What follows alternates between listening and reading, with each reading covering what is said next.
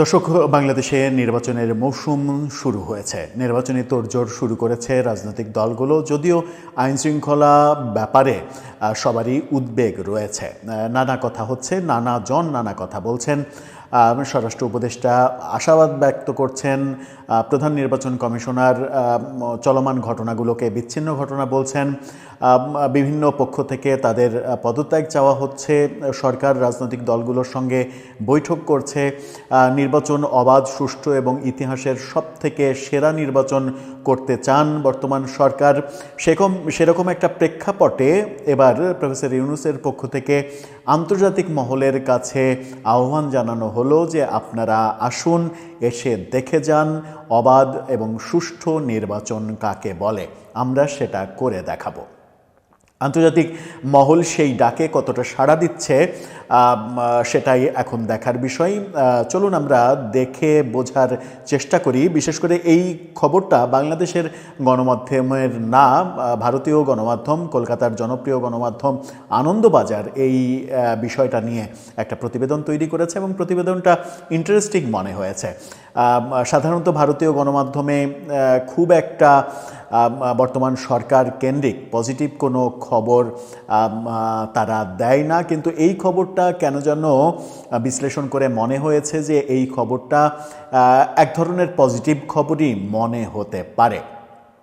কি বলছে আনন্দবাজার, কি তাদের ভাষ্য, চলুন একটু জেনে দেখি এই ভিডিওতে। থাকবেন পলিটিক্স টিভির নিয়মিত আয়োজনে।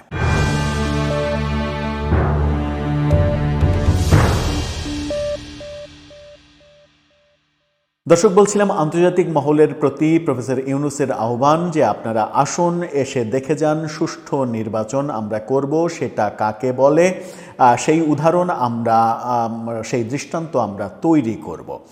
আনন্দবাজার শিরোনাম করেছে এভাবে, তাদের শিরোনামটা দেখে নিন। সেখানে বলা হচ্ছে, বাংলাদেশের নিরপেক্ষ ও সুষ্ঠু নির্বাচন দেখুন, ইউনূস সরকার আমন্ত্রণ করল প্রায় 250 বিদেশি পর্যবেক্ষককে। সেখানেই বলা হচ্ছে যে বিদেশি পর্যবেক্ষকদের নিজের চোখে বাংলাদেশের নির্বাচন দেখতে যাওয়ার আমন্ত্রণ জানালো ইউনূস নেতৃত্বাধীন অন্তর্বর্তী সরকার। ইউরোপীয় ইউনিয়ন, আমেরিকা এবং কমনওয়েলথ দেশগুলোর কাছে প্রতিনিধি দল পাঠানোর জন্য ইতিমধ্যে বার্তা পাঠানো হয়েছে। বাংলাদেশ জাতীয় সংসদ নির্বাচন অনুষ্ঠিত হবে আগামী 12 ফেব্রুয়ারি। ওই একই দিনে গণভোট অনুষ্ঠিত হবে। অতীতে হাসিনার জামানাতেও নিয়মিত জাতীয় সংসদ নির্বাচন দেখার জন্য বিদেশি পর্যবেক্ষকদের আমন্ত্রণ জানানোর ব্যাপার আমরা দেখেছি, জানিয়েছে বাংলাদেশ। তবে ইউনূস সরকারের দাবি 2008 সালের নির্বাচনের পর যে নির্বাচনে জিতে ক্ষমতায় এসেছিল শেখ হাসিনার দল, একসঙ্গে এতজন পর্যবেক্ষককে কখনো আমন্ত্রণ জানানো হয়নি, যেটা এবার জানানো হচ্ছে।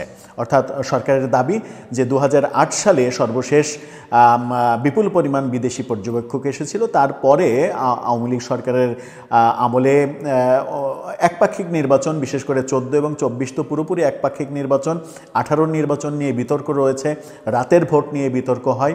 সেই নির্বাচনগুলোতে বিদেশি পর্যবেক্ষকদের তেমন একটা আনাগোনা দেখা যায়নি, অর্থাৎ বিপুল সংখ্যক বিদেশি পর্যবেক্ষক আসেননি। এবার আসছেন, সেই দাবিটা সরকারের পক্ষ থেকে করা হচ্ছে।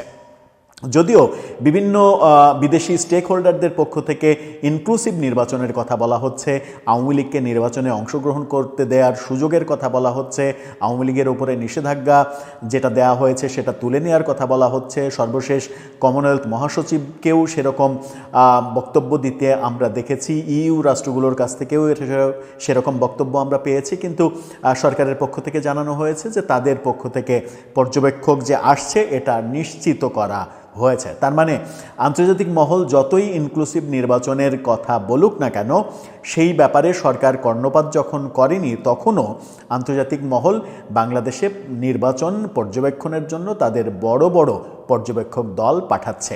এটাকে প্রফেসর ইউনূস সরকারের একটা সফলতা হিসেবে দেখা হচ্ছে এবং সেই কথা আনন্দবাজারও বলছে।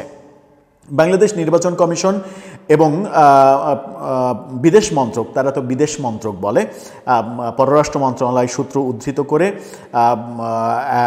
বলা হয়েছে যে American international Republic institute IRI এবং ন্যাশনাল ডেমোক্রেটিক ইনস্টিটিউট NDI, ইউরোপীয় ইউনিয়ন ইউ কমনওয়েলথ সহ আন্তর্জাতিক বেশ কিছু সংস্থা নির্বাচন পর্যবেক্ষক পাঠাবে।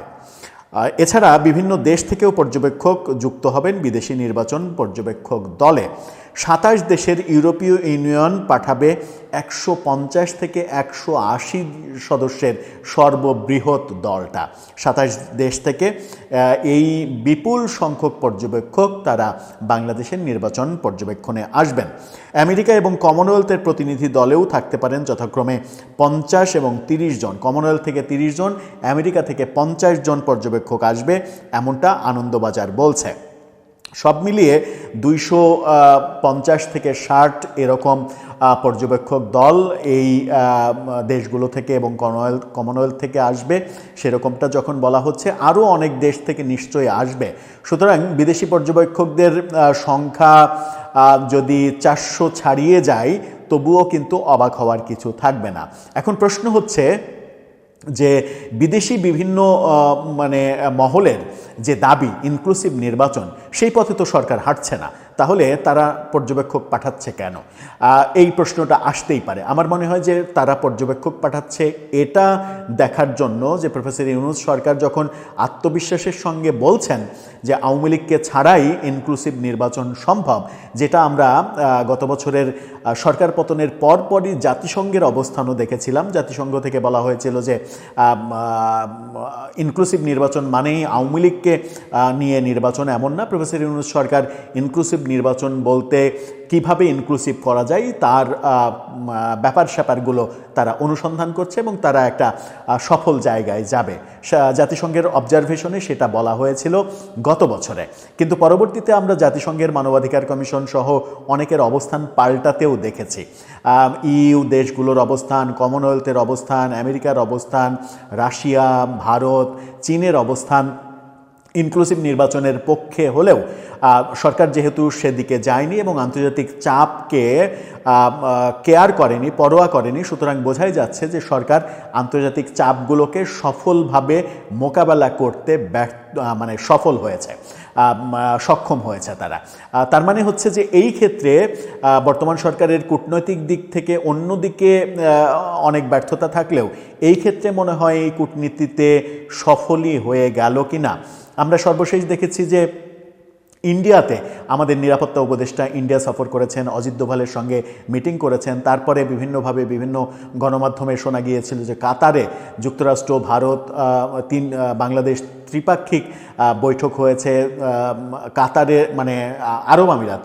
আরব আমিরাতের কিংবা কাতার ভিত্তিক একজনের সাবেক এই ইন্টেলিজেন্সের একজনের মাধ্যমে কাতারেই বৈঠকটা হয়েছিল। ইন্টেলিজেন্সের একজনের মাধ্যমে মধ্যস্থতায় এই বৈঠকটা হয়েছে, এরকম খবর আমরা গণমাধ্যমে দেখেছিলাম। কিন্তু এখন যেটা দাঁড়াচ্ছে সেটা হচ্ছে যে আনন্দবাজার যে খবরটা দিচ্ছে যে পর্যবেক্ষকরা আসতে রাজি হয়েছে। পর্যবেক্ষকরা আসতে রাজি হয়েছে মানে আওয়ামী লীগের যে দাবি তারা নির্বাচনে অংশগ্রহণ করতে চায়, সেই দাবিটা আর ধোপে টিকল না। তার মানে আওয়ামী লীগ এই ক্ষেত্রে আন্তর্জাতিক লবিংয়ে আমার মনে হয় পেরে উঠল না। সেই ক্ষেত্রে আন্তর্জাতিক লবিংয়ে বর্তমান সরকার, প্রফেসর ইউনূস সরকারই এগিয়ে গেল। এখন দেখার বিষয় যে পরবর্তীতে এই ব্যাপারগুলো কোন দিকে গড়ায় এবং আইন শৃঙ্খলা পরিস্থিতি নিয়ে সবথেকে বেশি কনসার্ন। আইন শৃঙ্খলা পরিস্থিতি যদি নেগেটিভ দিকে না চলে যায় তাহলে তো 12ই ফেব্রুয়ারি নির্বাচন হবেই। একটা শঙ্কা তো রাজনৈতিক দলগুলোর মধ্যে রয়েছে যে আইন শৃঙ্খলা পরিস্থিতির আরও অবনতি হতে পারে। সেই শঙ্কাগুলো অমূলক হোক, সেটাই আমরা প্রত্যাশা করি এবং সফল নির্বাচন হোক। আমাদের প্রত্যাশা হচ্ছে সরকার যেভাবেই নির্বাচন করুক শেষ পর্যন্ত এটা যেন আন্তর্জাতিক স্বীকৃতি পায়। যদি এটা আন্তর্জাতিক স্বীকৃতি না পায় তাহলে পরবর্তীতে নির্বাচনের মাধ্যমে যে দল রাষ্ট্রক্ষমতায় আসবে তাদের পক্ষে 5 বছরের মেয়াদ পূর্ণ করাটা অনেক বেশি চ্যালেঞ্জের হয়ে যেতে পারে। দর্শক, আপনার ভাবনা কি এই ব্যাপারে জানিয়ে লিখতে পারেন আমাদের কমেন্ট বক্সে।